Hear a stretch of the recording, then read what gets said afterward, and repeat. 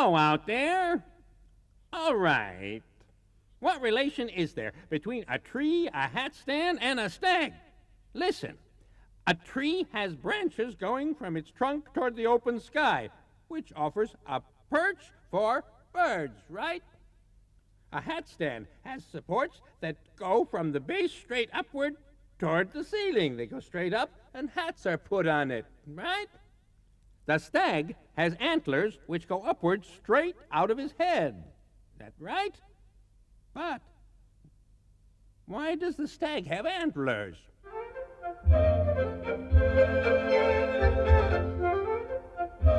Anyone can answer the question, what's the difference between stags and other animals with horns? The stag has antlers on its head, not horns. In the stag family, only the gentlemen are endowed with this ornament, but not all year long. Only during the mating season, the period during which they do everything they can to please the does. The shape of the antlers differs from species to species. For example, bucks have palmed antlers, but all stags lose their antlers, and they grow back every year. During the first years of the stag's life, the antlers grow in size and in number of points. The points are in fact the branches of the antlers. By counting them, one knows the stag's age.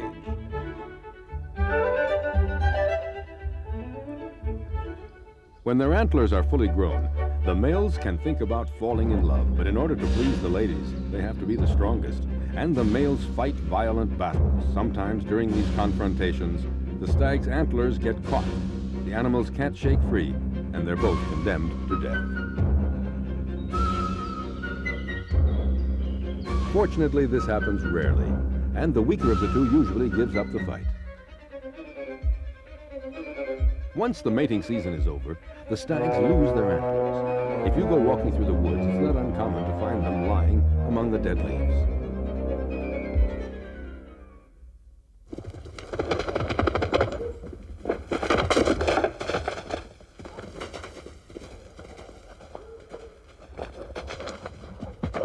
But does aren't the only ones who like the stag's antlers. For many hunters, it's essential to have a stag's head and its antlers proudly displayed over the fireplace. Because of this race for trophies, stags almost became extinct in numerous countries. Fortunately, today, stags are protected, and this handsome gentleman can court his lady without being disturbed.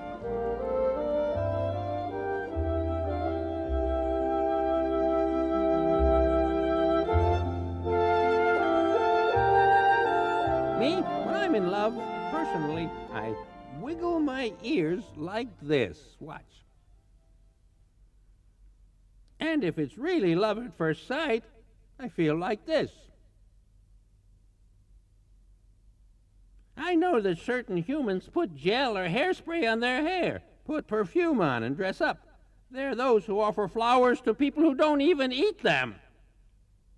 Others pace back and forth for someone who isn't going to show up at all. Others can't talk about love without dining in candlelight. Now, but how do animals court each other? I wonder.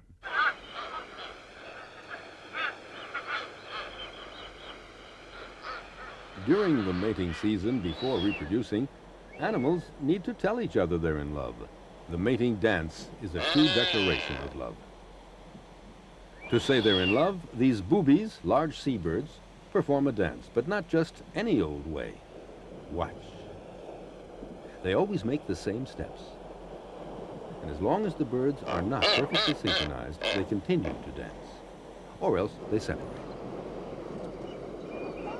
As soon as it spots a female, the male frigate bird swells the red pouch under its throat. At the same time, it waves its spread wings frantically and emits incessant little cries, a way of saying to its partner, "Look how handsome I am." And if she joins him on the branch, he's got it made.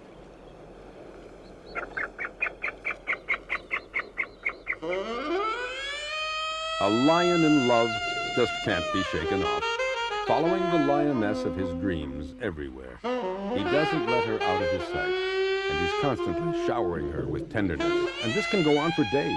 The couple even forgets to eat.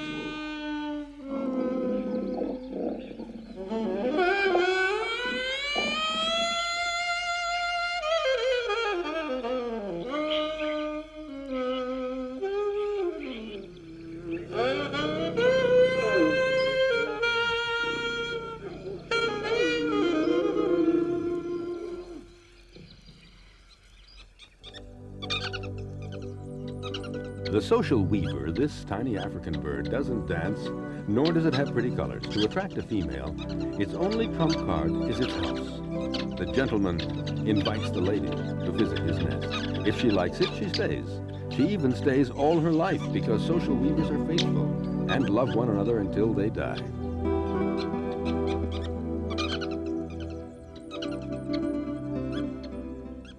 I know some people who have pouches under their eyes that they could use for luggage and go on a trip around the world and no one would know the difference.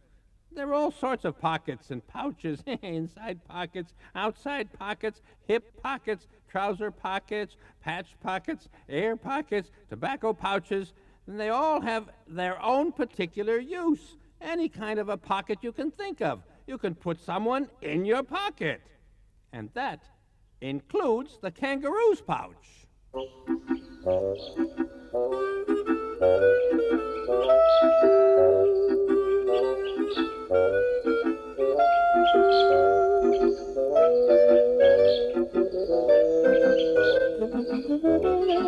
When you think of a kangaroo, the first thing that comes to mind is its pouch.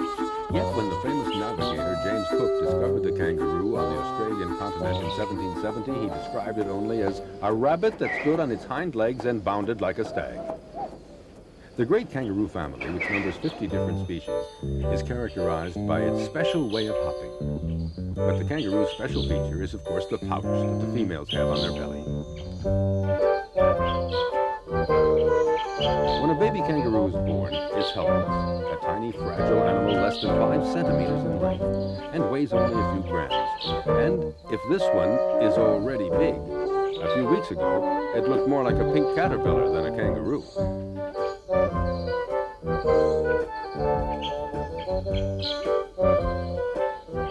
The mother's pouch is a shelter for the baby. Totally safe, it will be able to gain strength and to finish growing.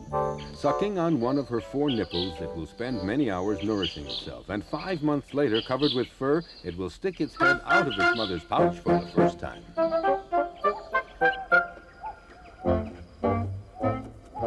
When it's 200 days old, it takes its first steps without its mother, and finally looks like a real kangaroo, but in miniature, since it only weighs 4 kilos. The young kangaroo stays with its mother for a year. She feeds it, plays with it. It spends less and less time in the pouch, seeking shelter when danger is nearby, or sometimes to take a nap.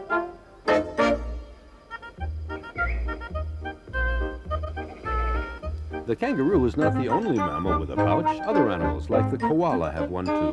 Most of these animals, called marsupials, live on the Australian continent.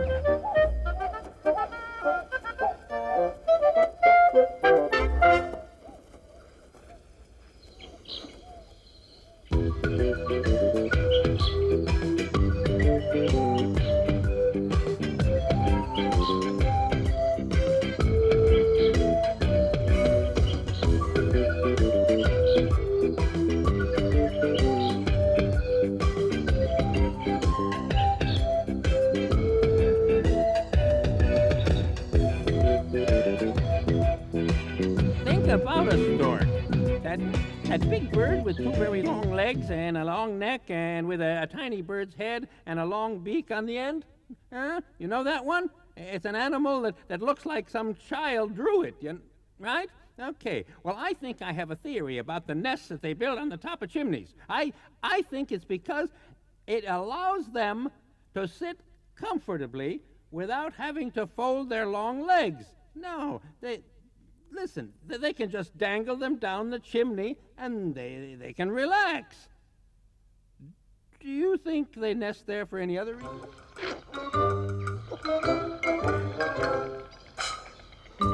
Storks are faithful animals. Year after year, the couples, which stay together for life, always return to the same nest.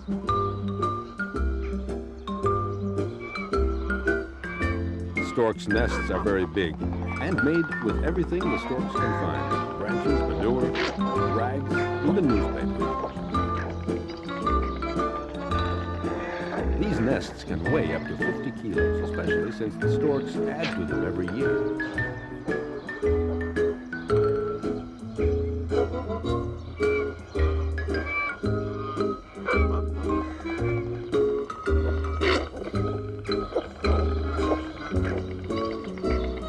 To support such constructions, in the past, storks nested in big trees or on rocky cliffs.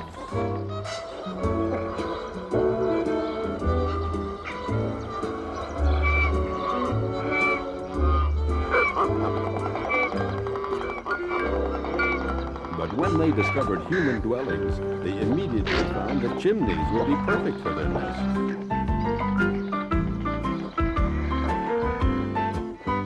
Especially because, and it's rare, human beings welcomed them with open arms and have even converted the chimneys so the storks could be even more comfortable.